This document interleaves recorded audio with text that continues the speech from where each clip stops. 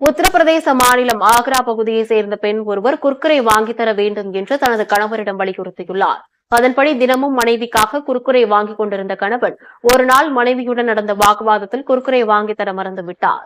இதனால் கணவரை பிரிய முடிவெடுத்து வீட்டை விட்டு வெளியேறிய அந்த பெண் அவருடைய பெற்றோர் வீட்டில் தங்கியுள்ளார். பின்னர் விவாகரத்து கோரி என்னடா குர்குரேக்கெல்லாமடா விவாகரத்து பண்ணுவாங்க? என்னடா சொல்ற? என்னால நம்ப முடியலையே. ஏடா இதுக்கு முன்னாடி எல்லாம் ஒரு பொண்டாட்டி வந்து நகை வாங்கி தரல, இல்ல வீடு வாங்கி தரல, சரி ஏதோ வேலைக்கு போகல, இல்ல வேலைக்கான வீட்டுக்கான ஜாமான்கள் எதுவும் வாங்கி தரலைன்னு விவாகரத்து. உண்மை. சட்டை போடலாம், இது ஓகே. இப்ப விவாகரத்தே பண்ணலான்னு வைங்க. ஒரு குர்குரே 5 ரூபா பாக்கெட் குர்குரே வாங்கி கொடுக்காதனால விவாகரத்து வரைக்கும் போயிருக்காங்க. செத்துருவேன் நான் இப்ப வீட்டுக்கு போயிட்டு. ப்ரோ எனக்கு தெரிஞ்சாம இப்போ சரி குர்குரே வாங்கி கொடுக்கலன்னு ஒரு சண்டை போடலாம் கேள்விப்பட்டிருக்கேன், ஓகே. அதுக்காக விவாகரத்தாடா பண்ணுவீங்க? எனக்கு ஒண்ணுமே புரியல. அதுதானப்பா எனக்கும் புரியல. என்ன கல்யாணத்துக்குள்ள மதிப்பு போச்சு அவங்களால? ஒரு கார் எடுக்க சொன்னா எடுக்கல, இல்ல ஒரு வேலைக்கு போச்சோன்னா போகல, இல்ல என்னை சந்தேகப்படுறாரு, இந்த மாதிரி சொல்லி ஏதோ சண்டை வந்து விவாகரத்தை பாக்குவேன். சரி அதுல என்ன செய்ய முடியும்? ஏன்னா இவன் தினமும் இவர் வந்து குர்குரே வாங்கி கொடுத்தே பழகிட்டாரு. ஒரு நாள் வாங்கி கொடுக்கல, அதுல கோவப்பட்ட அந்த அம்மா இன்னைக்கு குர்குரே வாங்கி கொடுக்காதது தினமும் வாங்கிட மாட்டாருன்னு ஒரு கடுப்புல வந்து அவங்க பண்ணிட்டாங்க. மனசுல பெரிய கலெக்டர் நினைப்பா, எவ்வளவு நெஞ்செழுத்து இருந்தா. ஆனா குர்குரே வந்து ரொம்ப ஓவரு நம்ம இதுக்குள்ள ஏதோ. ஆனா அவங்க வந்து உண்மையிலே ஒரு சின்ன ஆசைப்பட்டிருக்காங்க. ஒரு 5 ரூபா குர்குரே தான், உங்க 5 லட்ச ரூபா பொருள் எல்லாம் கேட்க கிடையாது. சோ இது குர்குரேக்காக விவாகரத்துங்கிறது வந்து ரொம்ப அதிகம். அதனால இது மாதிரி யாரும் செய்யாதீங்க.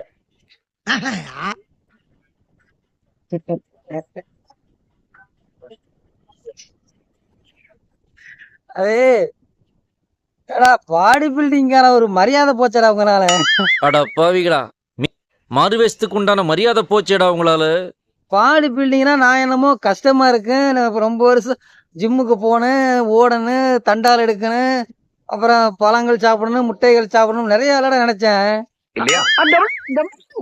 இவ்வளவு ஈஸியா இருக்கும்னு எனக்கு தெரியாம போச்சே.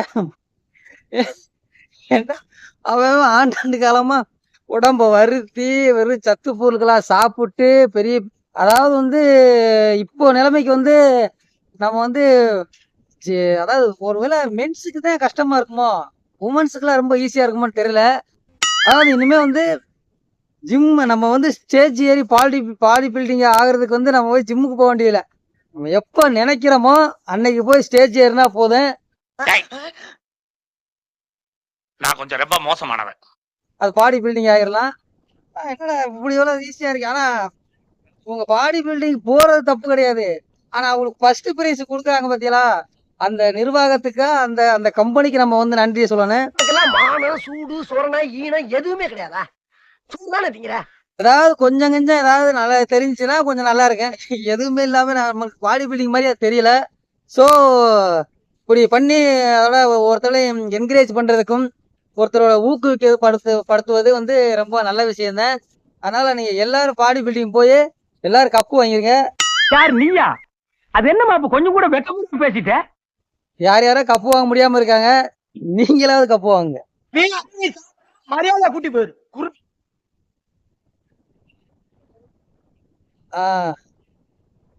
அதாவது இந்த பொண்ணு வந்து பார்க்ல உட்காந்துருக்காங்க. அந்த பையன் அந்த பொண்ணுக்கே தெரியாம வந்து அப்படியே செல்ஃபி எடுத்துட்டாப்ல. ஆமா, ஆனா அந்த பொண்ணுக்கு தெரியல, சத்தியமா அந்த பொண்ணுக்கு தெரியாது. பொண்ணுக்கு தெரியாம செல்ஃபி எடுத்த உடனே அந்த பொண்ணு என்ன பண்ணுச்சு, கடுப்பு டென்ஷன் ஆயிடுச்சு. தேடி போகுது பாருங்க, ஒவ்வொருத்தனா தேடி போகுது. ஆள் யாரு மட்டும் கண்டுபிடிச்சுன்னா இங்க சப்புன்னு அப்புங்க. அதை கண்டுபிடிச்சு தேடுது பாருங்க, ஒவ்வொருத்தண்டையா கேக்குதா, நான் இல்ல நீ இல்ல நான் இல்லைன்னு சொல்றாங்க எல்லாருமே. யாருமே இல்ல, டென்ஷன் ஆயிடுச்சு அந்த புள்ள. எவன்டாவன் அப்படின்னு சொல்லிட்டு. அப்போ வந்து இல்லைன்னு சொன்னோம்னா சோகத்துல உட்காந்துருச்சு. அப்ப பாருங்க ஒருத்தவங்க போய் நோண்டிக்கிட்டு இருக்கான். இந்த விளையாட்டெல்லாம் என்னிட்ட வச்சுக்காத. அதுல கடுப்பான அந்த புள்ள பாருங்க சப்புன்னு அடிச்சுட்டா. இப்பதான் அந்த பிள்ளைக்கு தெரியுது, ஆஹா அந்த செல்ஃபி எடுத்தது அவன்னு. ஆனா அதை அவனை ஓங்கி அடிக்கும் நான் நினைச்சேன். ஆனா அப்படி கிடையாது. இப்பவே ப்ரொபோஸ் பண்ணி 2 பேரும் வந்து ஜாலியா கட்டி பிடிச்சு போயிட்டாங்க. ஒருத்த வந்து சின்ன டப்புன்னு பக்கத்துல வந்து நின்றாவே எல்லாருக்கும் தெரிஞ்சிடும். ஆனா வந்து உட்காந்து செல் எடுத்து செல்ஃபி வேற எடுத்திருக்கேன், அது வரைக்கும் தெரியல. என்னங்க எனக்கு ஒண்ணுமே புரியல. அதுதானப்பா எனக்கும் புரியல.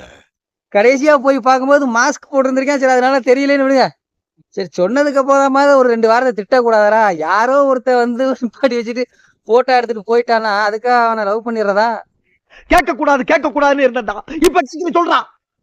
அப்படி இருந்தா நான் எத்தனையோ பண்ணிருப்பேனே, போட்டோ எடுத்திருப்பேனே. அடி வாங்கணுமே, அதனால தான் எடுக்கல. அந்த பயம் எனக்கு இருக்கு.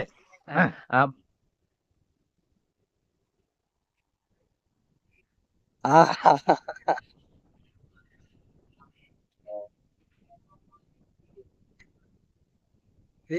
ஏய் என்னடா இது டேய்? ஒரு அளவு இல்லையாடா? ஏடா யூனிஃபார்ம் ஒரே மாதிரி போடலாம் கேள்விப்பட்டிருக்கேன். ஏன் இந்த கேப்பு கூட ஒரே மாதிரி போடுவாங்க கேள்விப்பட்டிருக்கேன். செருப்புமாடா ஒரே மாதிரி? எனக்கு வர்ற ஆத்திரத்துக்கு அவனை கொலை பண்ண போறேன். ஏன்னா இது ஸ்கூலுக்குள்ளேயே ஒரு கோயிலுக்குள்ளேயே இப்படி கலட்டி போட்டு போனா திருப்பி வந்து எப்படி அவன் கண்டுபிடிப்பாங்க பாக்குற. ஏன்னா ஒரு ஒரு வித்தியாசம் இல்லை அந்த செருப்புல. திரும்பி வந்து அவன் 8ஆம் நம்பர் 7ஆம் நம்பரையும் 9ஆம் நம்பரையும் 10ஆம் நம்பரையும் மாத்தி மாத்தி மாட்டிக்கிறாங்க போல. திருப்பி அடுத்த கோயிலுக்கோ வீட்டுக்கோ போயிட்டு மறுநாள் வரும்போது ஒன்னொன்னா மாத்திக்கிறாங்களாட்டுக்கு. ஸோ இது நல்ல விஷயம்தான். ஆனா என்ன அளவு தெரியாது, அடையாளம் தெரியாது, யார்கிட்ட எதுவும் தெரியாது. போகும்போது மாத்தி போட்டு போயிடுவாங்க. ஒண்ணு பெருசா போட்டு போயிடுவாங்க, ஒண்ணு சின்னதா போட்டு போயிடுவாங்க. இதுல வந்து பாக்குற மாதிரியா இருக்கு. அத பத்தி மட்டும் தயவு பண்ணி யாரும் கேட்காதீங்க. கொச்சன்னு ஒரே கலரு ஒரே டிசைனு. ஸோ அதனால இந்த மாதிரி போட்டீங்கன்னா கண்டுபிடிக்க முடியாது. அதனால ஒரே சமமா இருக்கணுங்கிறதுக்காக துணி ஒரே மாதிரி போடலாம், ட்ரெஸ்ஸு மித்த ஐட்டங்கள் ஒரே மாதிரி போடலாம். செருப்பை ஒரே மாதிரி போட்டா ஒரே மாதிரி மாடல் போடலாம். அதுக்காக இது மாதிரி ஒரே கலரா வாடா போடுறது. ஏன் மட்டும் ஓம் மட்டும் நாளைக்கு சண்டையே போட முடியாது, எவனையும் கேட்கவும் முடியாது, அடையாளமே கண்டுபிடிக்க முடியாது. ஏன் மட்டும்னா ஏன் மட்டும் தான், நீ எடுத்தது ஓம்ட்டுனா ஓம்ட்டு தான்.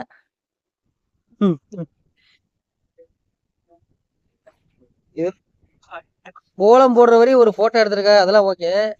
ஏடா கோலத்தை எவனா டைல்ஸ் தரையில கோலம் போடுவானடா? ஏன் உனக்கு இந்த வேலை? சரி அதையாவது யோசிக்கல. சரி ஏதோ ஒரு பார்க்க நல்லா தெரியுதுன்னு போட்டின்னு வைங்க. அதுக்காக என்ன தீவாரதனை அது சாமி காட்டுறது, அதை வச்சு கோலம் போட்டுக்கிட்டு இருக்காங்க.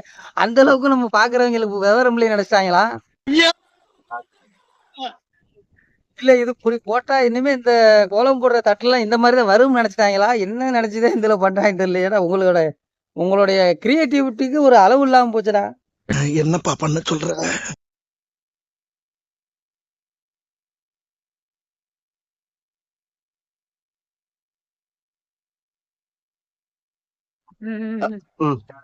இவ்வளவு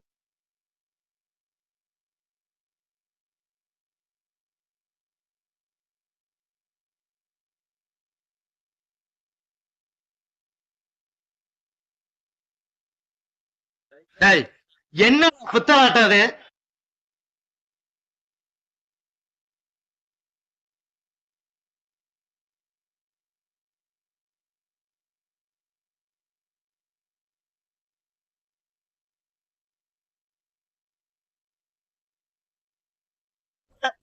எனக்கு ஒண்ணு விளங்கலங்க.